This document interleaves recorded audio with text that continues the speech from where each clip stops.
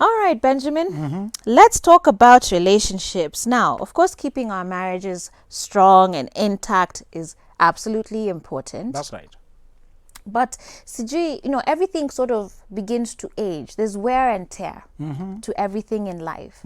But wear and tear, there's a way you can sort of polish it up and you maintain it, right? That's right. The issue is now when there's a crack.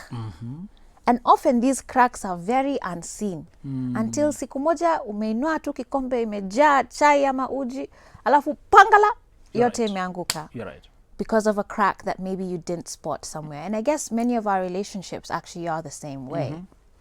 So, first of all, what causes these cracks? Especially because they're so unseen. So perhaps we think it's not something deliberate. There could be those that are deliberate, like you've been rough with how you handle it. But maybe there are other things that just slowly begin to eat away at the foundations of our relationship. And then cracks begin to form. And I'm happy you differentiate that so that we help our viewers differentiate between friction. When people are moving together, there'll be friction. There'll be small tensions. There'll be the ordinary differences. They are painful, but they are of the daily variety. And they never, if we solve them, if we handle them, they are more like the pimple on your face or some flu that you got treated and you went. So you disagreed on some things, you sorted them, and you moved on. And we say they are important. Because they bring depth to your relationship. They help each other understand each other more. Okay. I know what he likes. I know what she doesn't like. I know this one is no. It helps actually enhance the relationship. The problem with the cracks touch on the foundation. Cracks is when you begin to have a sustained difference about something. Sustained. Okay. A good example is where to invest. If you disagree on what is the priority for the family now, and you begin to, this person thinks you should go this way, especially if one of you is a spender, the other one is a saver. and one of you is an achiever, the other one is a settler. If one of you, achievers are restless. They don't stay on jobs too long just because they're being paid well. Yeah. They can quit jobs just because they're no longer being challenged. But a settler will get very offended. How can you quit a job that is well paying? But what happened to opposites attract? You see, thank you for that. When people come together and they are very different, they are excited by how different they are. Yeah. But we said when opposites attract, then attack. You must be very careful. Okay. If you are two opposite, you must work towards aligning. When you came together as a couple, you came one this direction, then you met. After you meet, there's a tendency to settle. We settled down last year. If you settle, other things will find you. In this life, there's no room to rest. After you come together, you must now start moving in the same direction. I like what you've said. In this life, there's no room to rest. No. And that should tell all of you who, your whole life goal is just to get a husband or a wife. That if that is your only goal, you will frustrate your spouse. Can we announce that? Frustrate Because that relationship. Very good. There's a perception that out there that if you date and marry, you have succeeded. Tick. Marriage is not the end. Yeah. It's only the beginning for another chapter in life.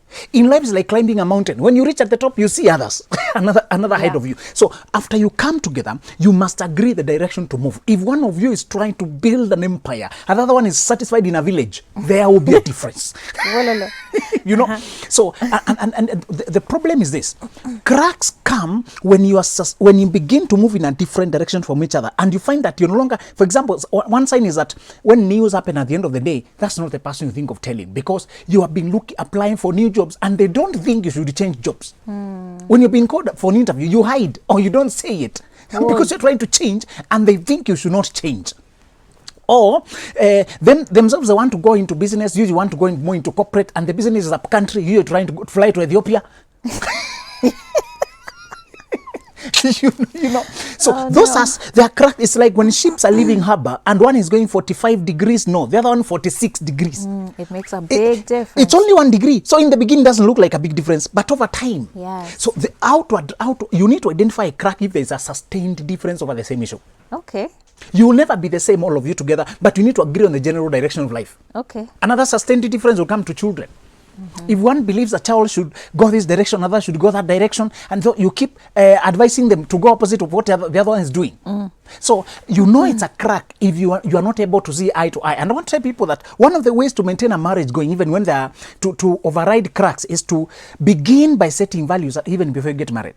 Okay. Value projects and progress. Projects and progress. Okay. One of my brothers-in-law told me that he and his wife cannot stay without a project because they realize when they have a project they're trying to achieve, something to purchase, a property, that stretch keeps them connected. Never allow your marriage to live idle.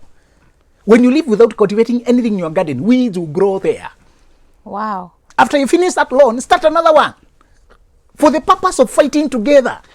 In the World War II, the guys who fought together, even today, they're still friends, whichever country they came from. When in neuropsychology, you see neurons that fire together. You need to fire together at the same challenge. To fire together. In fact, you need to start projects, a bigger car, a better plot, a better house, for no other reason than we can't stay like that. That should be enough reason to undertake a project. Wow. Never allow idleness to come. Where will the money go? Where will the energy go? So as you meet challenges, and sometimes we need to fail together and laugh at each other. And it's so true because you see, when people talk about friendship in relationships, it is going back to those it's really projects. Maybe we've just never used the word project. Yes.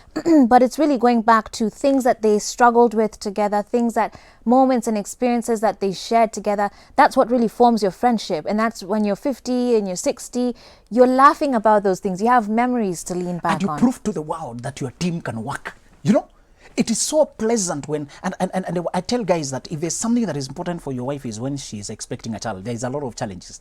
I encourage guys to be very present because those memories are lifelong. Do you remember when we went to the hospital? You remember this how it used to be? Do you remember? Those are the memories come from challenges and fights and wins and losses and ridiculous moments. Right. When people keep talking, how can we rekindle the flame? I tell them, do you expect the flame to come when you're seated there? You must be cooking something, the flame. Please put a pot on the, trying to cook something. Right. So I asked them, what is important for both of you? Okay. Oh, we wanted to move to a better house. Very good. We wanted to acquire, we wanted to take our children all over the world for better universities. Very good. Now save towards that. Acquire insurance policies. Do that. Stretch each other. It is that rekindles the flame. Okay. Wow. Well, I'm excited for the rest of this conversation. When we come back from this break, we're actually going to be doing 8 tests to spot cracks in your relationship or in your marriage, okay? And you want to stay tuned for that. Perhaps even follow along and assess yourself as well as we go through these here on the show. 22999 is the SMS line, and we'll be back after this.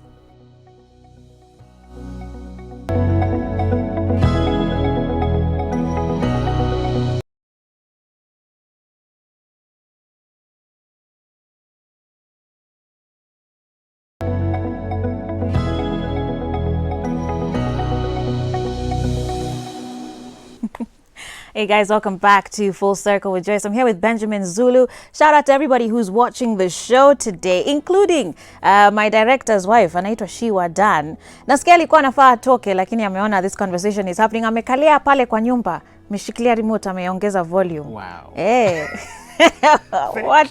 watu leo watapatikana. But anyway, Benjamin, we're continuing to talk about how to spot and fill the cracks in our relationships and in our marriages. And actually, we're talking about relationships and marriages. And I'm just curious, is there any sort of different assessment, or are we more vulnerable to cracks in the relationship, like before marriage or after marriage? And how is there any sort of difference between the two as to what maybe contributes to the cracks and how they form? The happy thing with the relationship is we are in assessment phase. There's no commitment, there's no contract. All the way until you put the ring, you are free to change your mind should you see serious problems. Right. But once you are inside the marriage now, you have already jumped. You have already jumped from the airplane. You are in the air. You're already committed. It's now to manage to your parachute, the landing, right. No negotiating about going back. So the thing is, with marriage, I tell people that marriage is like a bicycle. It's only stable when it's moving. Okay. When you stop moving, it will fall. So the difference between a relationship is that it's an interview. Marriage is the commitment. All right. We are already inside. Okay. Yeah. So you better make sure you're good to go before you put on that ring. You know, I tell people that if you develop doubts, push forward the wedding. If you develop doubts, better to cancel 20 engagements than one marriage. Right. Absolutely. Okay. Let me start going through then these 8 tests that we want to kind of assess ourselves with here this morning. And these are to help us kind of spot cracks in our relationships and in our marriages. So the first test is, I've got news. test. When something happens during Kuna the day, kitu nataka kukwambia. who do you think of telling first? It used to be your lover, it used to be your partner. Now if it's another person who comes to mind, even if it's your girlfriend, even if it's your boyfriend, even if it's a person of the same gender, we are saying, is your partner still the first person to share good news with? That is a sign of a crack. If yes, tick. If no, a crack is developing. Is it only good news or bad news too? Something Any that is news? important, both. A disappointment or an excitement, whichever way. Who do you think of telling first? It should be your partner. Absolutely. And when you go out there talking with other people, you come to them when you have already run. Wound your last minute. You even mentioned it in passing. By the way, that thing went through. What? I was called for the interview. So are you not exact? Because you have already shared with someone else. Yeah. That's a crack. Yeah. Okay. Okay. The second one is the free time test. You finally get a free weekend. Yes. Your partner is free as well. You know you need time together, but you're not sure you'd prefer to spend If the you time with them. deliberately take your free time elsewhere, Wewe naenda kuosha gari. Wewe naenda kusijui fanya service. you start doing other things instead of spending that free time with your person. And you know, people keep being drummed. There's a lot of sermons being preached about quality time. I tell you, that's empty hot air if you do not just simply take advantage of all opportunities that create themselves. Okay. It's hard Yes, to yes, budget. yes. On Thursday from 2:15 to 3:45, we have quality time. That's 1 hour, 30 minutes. Come, sit here. Now we have quality time. You cannot force quality time that way. You can simply look for all relaxed moments, catch up with each other. Yeah. Make it natural. It cannot be too structured, too forced. You Yeah. know the way people do co-parenting, and it's very weird. The child is supposed to spend 15 minutes on one parent. They arrive here 15 minutes. Pass it there. Okay. 15, all right, we are on time. It will never be quality time. It's supposed to be spontaneous and natural. So when you have a free moment, even if there's tension between the two of you, look for a way to spend the time together. Okay. What about the we don't talk anymore test? Now you ask your partner a decent question, but beyond what you would normally cover and see what comes up go back to you and you follow up on it. That test is talking about, are we personal anymore, or we only talk surface matters? Just the normal day-to-day things around kids, around other things, the other parties. Hakuna mboga, hakuna maziwa. You know, this child is tomorrow is routine. No, we are saying, do you talk personal things? Once you realize it's like that personal place is drying up, replenish it by opening up yourself. Right. The reason we close it because you hurt me last time, I don't want to hurt me again. So now I open a little bit to see, and you open a little bit. You're supposed to always initiate that. And if both of you offended each other lastly, you are angry, I'm angry, I hurt you, you hurt me, you started, calm down. We said in the battle of egos, the first one to surrender is the winner. In the battle of egos, the first one to surrender is the winner. So break the ice by opening up. By the way, I was thinking about something. I was feeling worried. He said, no. Open, be vulnerable so that I can come now and also be vulnerable back. Right. And I also want to just put in a caveat here. As we're calling these tests, you know, because there are those people who feel like you literally need to be testing your relationship and your partner. That's not what we're talking about here. We're just using these as sort of measuring sticks. This is not to say go and set up a trap or something to see your partner. Just let's warn those people who prank or carry out those and indecent. Life is already full of troubles. You don't need to manufacture them. Especially from the ones you love. Thank you. If you want to know whether your partner is committed, just sit and watch. Life will bring enough tests. Right. No need to generate them. Yeah. Someone told me, I said to my girlfriend to tell that guy that I was dating another person. Now he is so offended. I told, what kind of prank is that? Yeah. How will he ever know that it's even very offensive? Yeah. You're supposed to simply let life will bring enough tests. Okay. Yeah. So caveat there for all of you. Let's go to the next one, which was the what was that again test. Everyone gets distracted from time to time, but if it's a repeat pattern, it gets boring and it's dangerous for your relationship. It's like every time we unaongea, it just comes in here and it leaves through the other ear. If they're always distracted, you feel unheard. And when you feel unheard, ladies usually turn their attention to the child or to the house help. The guy turns attention to the football, to the car. So if you realize that I don't hear you repeatedly, I've been asking, sorry, I missed that, sorry, I missed. You should raise it up. I notice that you what I'm saying is passing you frequently. Are you okay? You know, bring it up. Don't imagine that I'm ignoring you on purpose. Yeah. Okay. Twende kwa hivi vidude hivi. phones, our cell phones, because some people, sad to say, it seems that their phones are much more interesting than their partner, and they're just constantly on their devices. A good caveat here. Once you realize the person is more interested on their phone than in you, that is a problem. And especially if you started dating online. Dating online has a very illusion that this person is very attentive. Because you're doing video calls, they're always on. But you realize when you're talking, you're using the phone. You need to meet them. I told people, don't date online. Hook up online, but date offline to see their behavior around the phone. When you are talking through online, it's the phone you're using to talk. And you can't know whether they're always distracted in their phone or they always pay you attention. Because they are full there on the screen. You think that's how attentive they are. You only to come and realize in real life they are very distracted. Perpetually, they are on the phone still. When you were on the phone, they were on you. Now that you're not on the phone, they are on the phone. So you need to confirm whether the person is distracted. Now, if you're already married and their bit is coming up when you're already married, you need to bring it up until. And there are people who decide no phone moments. There are people who deliberately. We are not legislating here. We are saying look for a way to concentrate on each other and distracted perpetually by phones. In fact, I hear a lot of married couples, like when they first get married, I have friends who decided the first day of their marriage, there was no TV in the house. Look at that. Can you imagine? Because they were like, we're going to build this. The wife doesn't want to hear a story as G football. The husband doesn't want to hear stories as soap opera. So they actually made a pact that they would not have any TV in their house. And you've noticed that actually, if you flow with the news, you might be stressed throughout because you have so much corona to report. You have so much outbreaks to report. Many things they are important to keep us updated, but you also need to focus on each other. So it may be radical to remove the TV, but we are saying do whatever it takes, the both of you, as long as it's mutual. Remember, a couple is a sovereign unit. What you do is for the two of you. So choose whatever works for you. Okay. There's also people, though, in our next test, if you find yourself just constantly fighting over very little insignificant things, especially measuring on the minor, arguing over things that you'll have to apologize later and realize it was actually trivial. If you repeatedly have to apologize for what you raised up last time, it means there's a pattern of being petty and picky. And you know why people become petty and picky? Is because their connection has become so weak that small issues cannot be overlooked now. Remember, when you're doing well, you overlook a lot of things.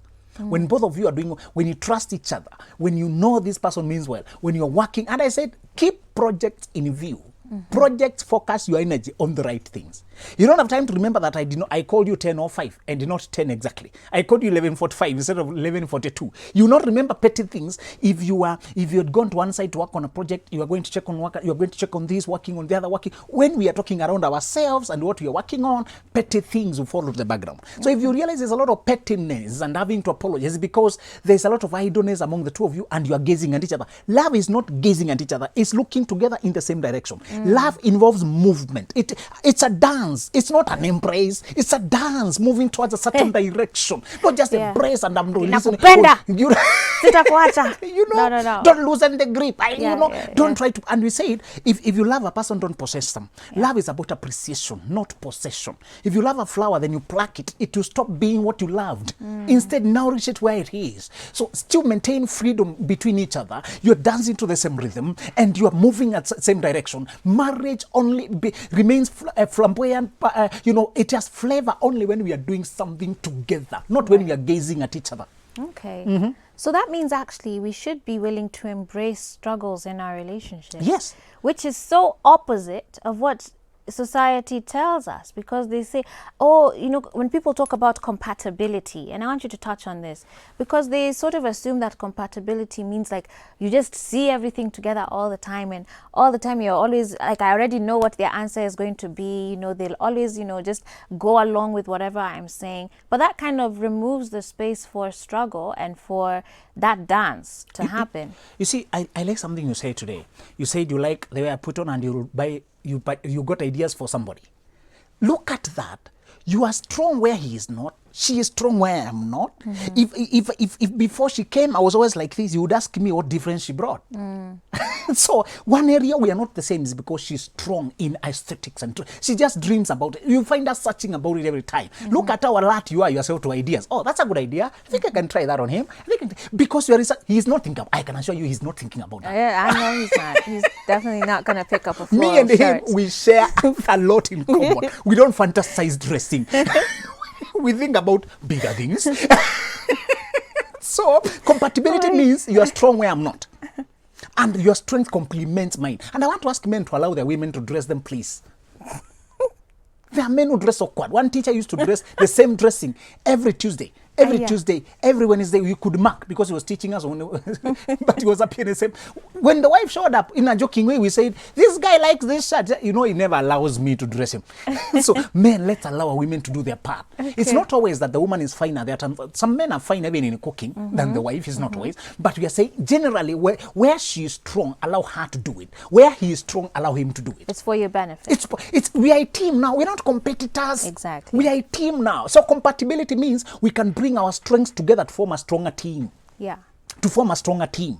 If I know you love things to do with food and cereals, you're just better at them, I can allow you to advise there. Take leadership there. On the other side, I'll take leadership. Many men are better drivers than their wives.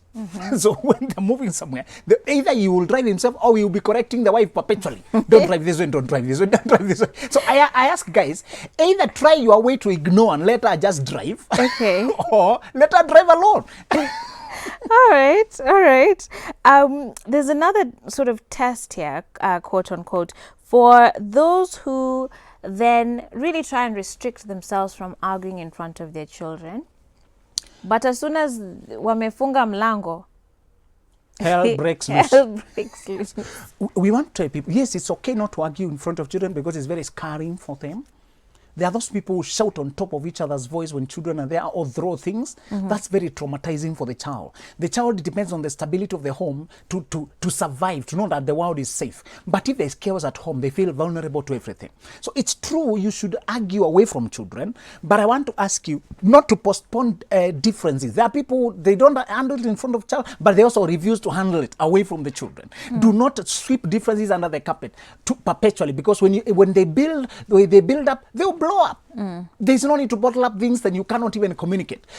I tell people that you can survive without arguing. Joyce, when you tell couples that you don't need to argue. Yeah. People make arguing so normal. Do you know when you're arguing, you're likely to say something foolish. You're not in control. You're emotionally worked up. You'll have more things to apologize about. And you're not listening to me. You're only listening to what you can answer. So when you realize that you're getting emotionally worked up, one of you, the maturer one, should go down.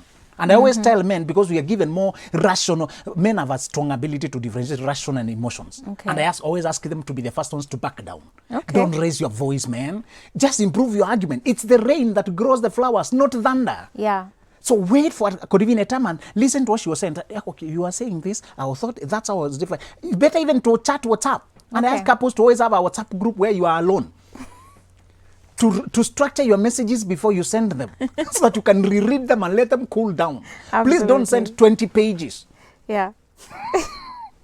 Benjamin, my time is going so fast, and there's a bunch of SMSs here that I'm just going to try and summarize for you. All right. To address, okay? Even as you give your final comments then on how to actually fix and solve these cracks. There's a lot of people here talking about how they're in relationships, they've started projects together, labda wamechukua loni. I have several like these. Watu wengi wamekota hapa ma title deeds na projects juu loni. Alafu kidogo either the husband or the wife decides that either the wife is just going to continue paying them by themselves, ama nyumba ikikamilika wanasema it is my house. If you don't like it, leave. And yet you've been struggling together to build the actual house or whatever the project was. Don't do projects when you're dating, please. Yes. You're putting the cat in front of them. Don't do that. You do projects inside marriage. So those are inside marriage, and you did the project, and the person swindled you or shortchanged you. You need also to safeguard. Know your person. If you know they are a little bit materialistic, make sure the title is written in your both names or in names of your children. Yeah. So secure some interest depending on how you know your person. Okay. Yeah. a lot of other people asking about if your partner then stops valuing your points, or they don't listen to what you say. Another says they don't take my opinions. Or there's someone here who, at your husband who packs his belongings like clothes and title deeds. When you differ and leaves to an unknown destination. Akianani. That's telenovela. And we some things look like Oga movies, and they happen in relationships. Yeah. That's a very fragile relationship, and I would want to take his history and to have a conversation with that man. Wait when there is no conflict now. Ask him what he wants for this relationship.